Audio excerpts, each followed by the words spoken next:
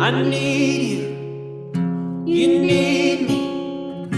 We're all a part of God's body. Stand with me. Agree with me. We're all a part of God's body. I need you.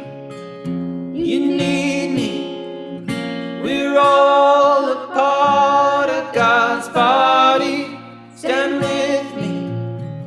Agree with me. We're all a part of God's body. It is God's will that every need be supplied. You are important to me. I need you to survive. You are important to me. I need you to survive. Holy One, the one whose only touch is love, whose only dream is just peace, whose dance invites the circle wider and wider still.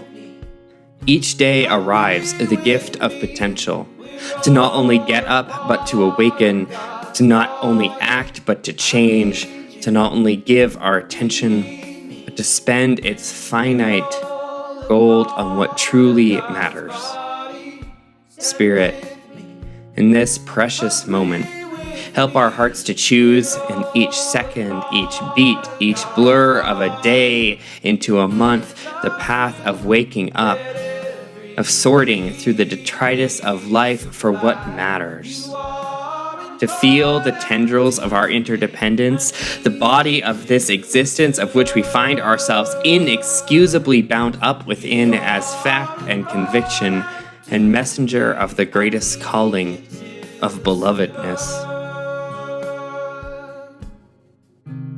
As our cities are burning, so are our hearts, burning with desire, not sorrow at windows broken or fires started, burning with the cries of pain from our black and brown siblings who have told us in their dying breaths time and time again that it is our collective hands around their neck. We say their names, George Floyd, and Jamar Clark, and Philando Castile, and Ahmaud Arbery, and Nina Pop, and Breonna Taylor, and Tony McDade, Trayvon Martin, Sandra Bland, Oscar Grant, Michael Brown, Rodney King, Malcolm X. We say their names.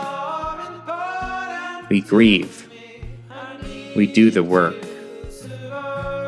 Spirit of life, the way of your being, of how we survive, how we all survive, is resting in that truth of our collective body that is ours, of exorcising racism and white supremacy from our hearts and our hands.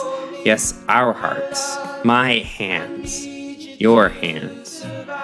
God, I pray for white people like me, clueless, trying, getting it wrong, hurting people we care about. I lament the destruction in the fabric of life. Drunk on a privilege we can hardly see, we stumble forward, committing to try and try again, to listen to the stories, the rage, the truth spoken in word and deed, to connecting the dots between environmental policy and white supremacy, between the skyrocketing rates of COVID amongst African Americans, undocumented workers, and Latinx people, and this country's history of enslavement. Spirit, I pray for people of color, exhausted, grieving. I pray for the safety of your grandchildren and grandparents, sisters, lovers, pastors, creatives. I lament a prayer so basic that it would be a miracle for one day to pass where everyone who left home in the morning returned in the evening.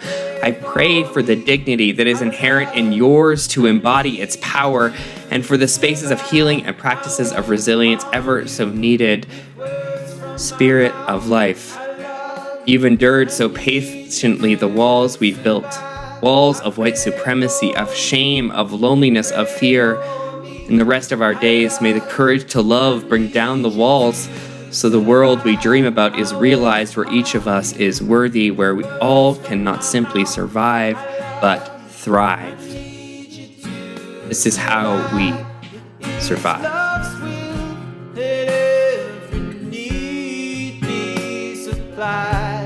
You are important to me. I need you to survive. You are important to me. I need you to survive.